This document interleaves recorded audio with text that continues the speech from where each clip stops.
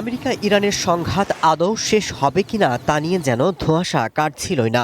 অবশেষে কাতারের মধ্যস্থতায় তেহরানে ১৫ ঘণ্টার আলোচনার পর যুদ্ধ বন্ধে একটি চূড়ান্ত চুক্তিতে পৌঁছায় তেহরান এবং ওয়াশিংটন। নির্মাণে নাম্বার 1 শাহ সিমেন্ট। বিষয়টি নিশ্চিত করে ট্রাম্প সামাজিক মাধ্যমে জানান, ইসলামী প্রজাতন্ত্র ইরানের সাথে চুক্তি সম্পূর্ণ। সেই সাথে হরমুজ প্রণালীতে টোলমুক্ত চলাচল এবং আমেরিকার অবরোধ তুলে নেওয়ার নির্দেশ দেন ট্রাম্প। নিউ ইয়র্ক টাইমসকে তিনি বলেন, এই চুক্তি হরমুজকে স্থায়ীভাবে টোলমুক্ত করবে। পাকিস্তানের প্রধানমন্ত্রী শেহবাজ শরীফও সোমবার সামাজিক যোগাযোগ মাধ্যমে বলেন, শুক্রবার সুইজারল্যান্ডে এই চুক্তির আনুষ্ঠানিক স্বাক্ষর হবে।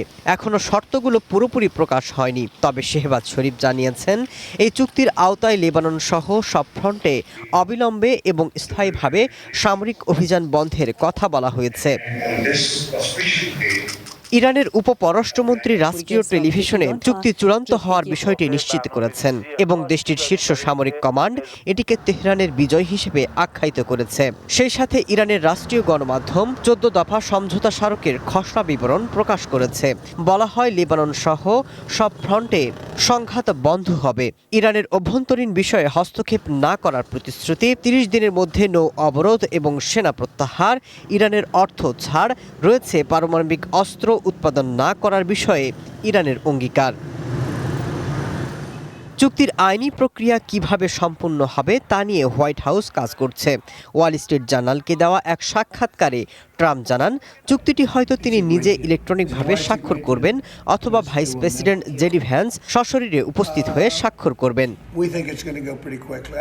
এদিকে আমেরিকার ডেমোক্রেটিক আইন প্রণেতারা শান্তি চুক্তিকে স্বাগত জানিয়েছেন এবং কংগ্রেসের কঠোর তদারকির আহ্বান জানান। চুক্তিকে স্বাগত জানিয়ে যৌথ বিবৃতি দিয়েছে ব্রিটেন, ফ্রান্স, জার্মানি, ইতালি। সমঝোতা চুক্তিকে স্বাগত জানিয়েছেন তুর্কির প্রেসিডেন্ট রিসেপ তাইপ এরদোয়ান। চুক্তিকে কাজে লাগিয়ে মধ্যপ্রাচ্যে স্থায়ী শান্তি প্রতিষ্ঠার আহ্বান জানিয়েছে এশিয়া, ইউরোপ সহ বিভিন্ন দেশের রাষ্ট্রপ্রধান। Masud Rana, one international desk.